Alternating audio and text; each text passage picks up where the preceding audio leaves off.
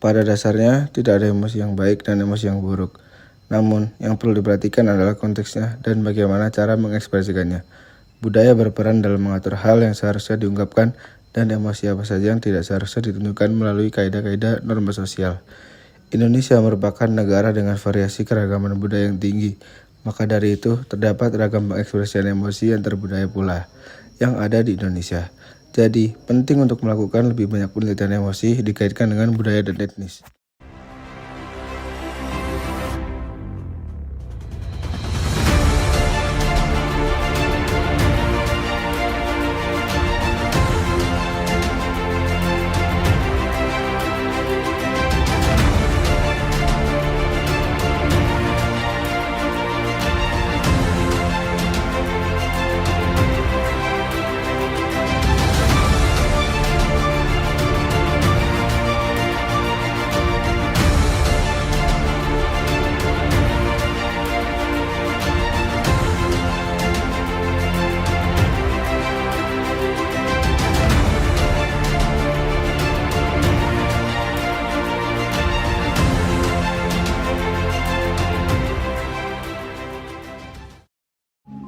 Definisi dari fenomena emosi yang kami bahas kali ini ada 4. Yang pertama, marah adalah salah satu emosi yang kuat dan bersifat kompleks.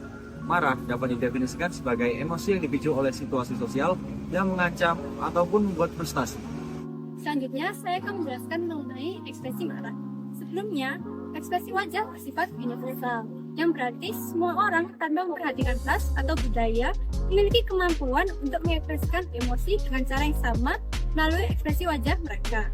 Dan ekspresi marah sendiri adalah respon terhadap keterbangkitan afektif terhadap pengalaman emosi. Ekspresi marah dapat dikelompokkan menjadi 3 bentuk. Yang pertama, yaitu marah yang diarahkan ke dalam atau engage.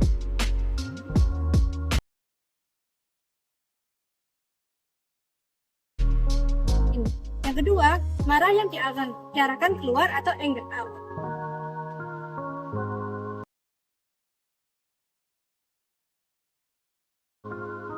Yang ketiga adalah anger control atau reflection.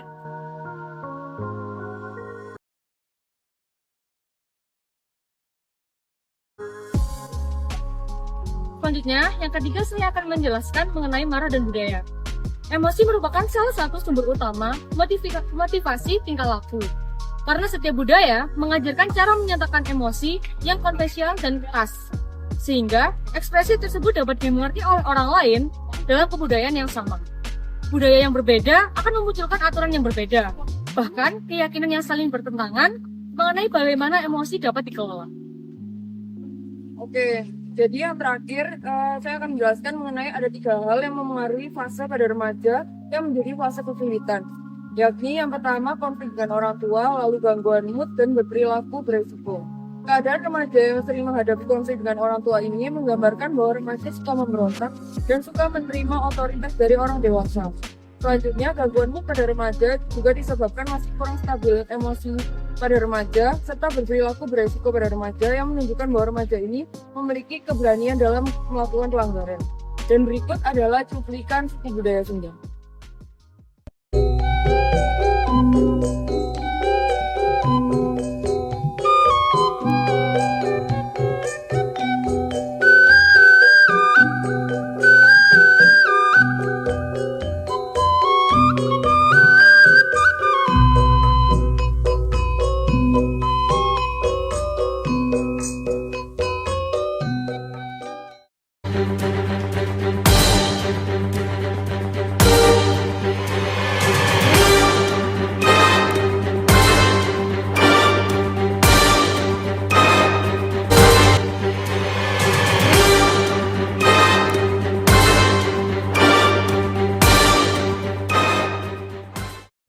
Berdasarkan dari pengklasifikasian respon, terdapat 3 kategori pemicu marah yang dialami oleh remaja Sunda ber-Islam. Yang pertama yaitu penghinaan. Contoh dari penghinaan, menjelekkan nama keluarga, merendahkan kehormatan, mempermalukan di depan umum, dituduh menunjukkan barang, menolak kasar pendapat, tampar teman. Selanjutnya yaitu kategori kedua. Kategori kedua adalah pelanggaran terhadap kepercayaan. Berikut merupakan beberapa contoh yang termasuk dalam kategori kedua, yaitu teman yang membongkar rahasia, orang yang membaca buku harian pribadi, lalu orang yang dipercaya memberitahukan rahasia kepada orang lain, lalu orang yang saya sayangi mengkhianati dan menyakiti hati saya, dan yang terakhir, orang yang disukai dihilangkan oleh teman. Selanjutnya, kategori yang ketiga adalah situasi tidak menyenangkan. Contohnya, orang tua berpisah, teman bercanda berlebihan, tes yang membuat pusing, bertengkar dengan orang tua, dan ketika sedang tidur, dia diganggu. Ada pula kategori tambahan yang berdasarkan dari lingkungan keluarga. Mayoritas remaja Sunda menyatakan bahwa anggota keluarga, baik itu ayah, ibu, kakak, adik, maupun anggota keluarga lainnya, jadi faktor yang dapat memicu kemarahan mereka. Rasa kesal dan kecewa pada orang tua, masuk perlakuan orang tua, seperti dimarahi, disuruh, merasa diabaikan, dan tidak diberi uang jajan, dirasakan memicu kemarahan yang sangat kuat. Oke, selanjutnya terdapat 6 pemilihan ekspresi emosi marah pada remaja Islam beretnis Sunda. Yang pertama, non-verbal pasif. Dalam kategori ekspresi non-verbal pasif, ada 3 perilaku dominan yang meliputi diam, menangis, dan menyendiri. Selanjutnya, yang kedua, non-verbal agresif. Yang ditunjukkan dengan cara menimbulkan kerusakan fisik maupun psikologis. Contohnya bisa merusak barang, berkelahi, dan menunjukkan ekspresi wajah seperti cemberut. Yang ketiga, verbal agresif. Meliputi menggerutu, mengomel, menggunakan intonasi suara yang tinggi, keras, dan cenderung menggunakan kata-kata yang kasar ketika merasa sangat marah serta berteriak. Yang keempat, verbal asertif. Ada sebagian remaja yang dapat menggunakan ekspresi verbalnya dengan asertif. Asertif yang dimaksudkan di sini untuk mengungkapkan secara langsung apa yang dirasakan. Dalam hal ini kemarahan. Selain itu, penggunaan ekspresi verbal asertif tergolong upaya untuk memperoleh solusi berupa penyebab kemarahan, cara menegur, cara menasihati, dan masih banyak lagi. Yang kelima, verbal pasif. Kemarahan ini ditunjukkan dengan membicarakannya kepada orang lain, menulis di buku diary, maupun beristighfar. Dan yang terakhir, yang keenam, non-verbal asertif. Berupa menjauhi emosi dan melanjutkan kegiatannya. Baik, yang terakhir merupakan kesimpulan dari kelompok kami. Bagian besar remaja Sunda pernah mengalami perasaan emosi berupa emosi marah yang intens. Adanya beberapa faktor utama yang menjadi penyebab pengalaman kemarahan yang kuat pada remaja Sunda. Yang pertama, peristiwa atau kondisi tertentu yang dianggap sebagai gangguan yang memicu munculnya rasa marah. Yang kedua, berkaitan dengan orang-orang yang melakukan tindakan yang mengganggu. Yang ketiga, faktor lain yang tidak terkait dengan peristiwa atau individu tertentu. Penghinaan, pengkhianatan, dan peristiwa tidak menyenangkan juga dianggap sebagai faktor penyebab utama timbulnya rasa marah. Baik orang tua, saudara, teman, ataupun orang lain itu dapat menyebabkan remaja Sunda ini merasa marah terkait dengan sikap, perilaku, atau karakteristik personal yang dianggap mengganggu. Selain itu, faktor lain yang memicu kemarahan mencakup suasana hati, perasaan tertekan, kondisi fisik, dan lain sebagainya. Tambah juga bahwa terkadang emosi yang mereka rasakan bukan emosi sadness, tetapi mereka menganggap bahwa emosi tersebut merupakan emosi angry.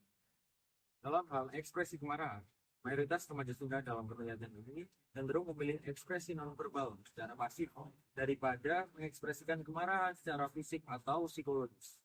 Ini menunjukkan bahwa mereka menahan dan menyalurkan emosi kemarahan ke dalam diri mereka yang dikenal sebagai anger in dalam konteks ini.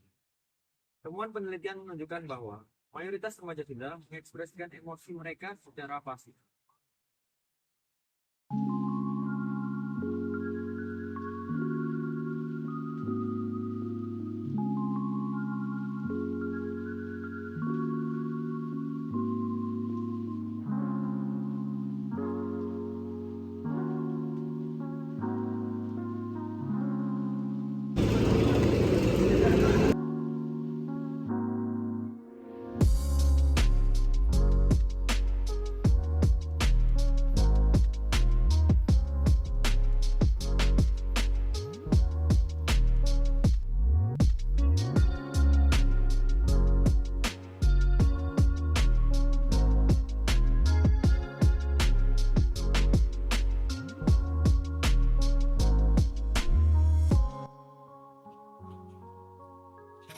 Sekian dari kami, saya Novan. Saya Putri. Saya Dinesa. Saya Matilda.